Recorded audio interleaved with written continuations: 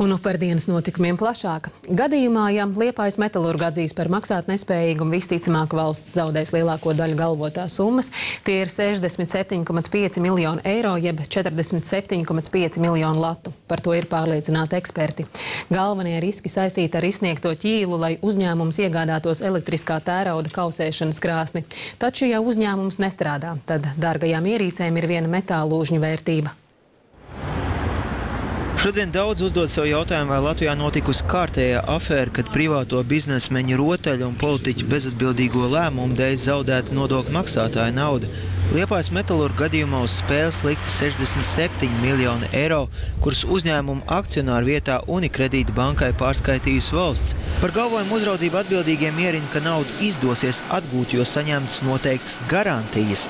Maksātnespējas gadījumā valsts savus līdzekļus var atgūt, realizējot jau uzņēmuma aktīvus, ķīlu, kuri ir tātad valstī ieķīlāti saistībā ar šo te izsniegto galvojumu. Pēc pēdējā pašreizējā mūsu rīcībā esošā aprēķina, teiksim tā, faktiski šī ķīla vērtība pārsniedz šo summu, ko valsts ir šobrīd izpildot galvojumu samaksājusi. Pēc publiski pieejamās informācijas valstī ir ķīla pret Liepājas metalurga pamatlīdzekļiem ar kopējo vērtību 102 miljoni eiro. Tas ir par 35 miljoniem vairāk nekā galvojuma summa. Tomēr eksperti nav pārliecināti, ka metalurga bankrota gadījumā valstī izdosies atgūt visu līdz pēdējiem santīmam.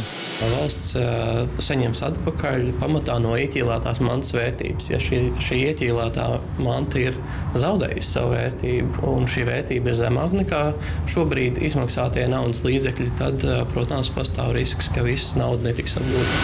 Ķīlas galvenā sastāvdaļa ir elektrotērauda kausēšanas krāsns.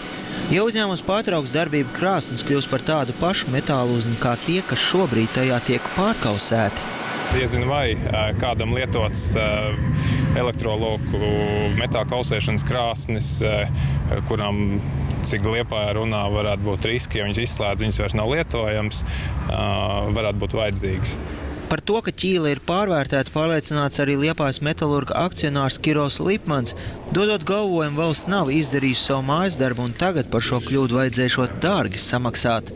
Ja nebija pat tenderi par krāsni, to jau uzspied banka, Unibanka, uzspied viņam to iekārtīs un krāsni. Par ko mēs runājam? Neviens jau nepārbauda, cik viņi reāli maksā. Es domāju, ka pēc šodien vēl nezinu. Arī valdība labi zina, ka ieguldījums Liepājas metalurgā šobrīd ir sekts ar metālūžņu tonnām. Uz to savā ziņojumā norāda pieaicinātie eksperti no Prudentija. Ziņojumā teikts, ka aktīvi, kas atrodas valsts ķīlā, ir ar zemu likviditāti. Eiropā šobrīd ir tērauda pārprodukcija un nevienam uzņēmumam kapacitāti nevajagot palielināt. Turklāt krāsni nevar pārdot pa daļām, kas apgrūtina tās realizāciju.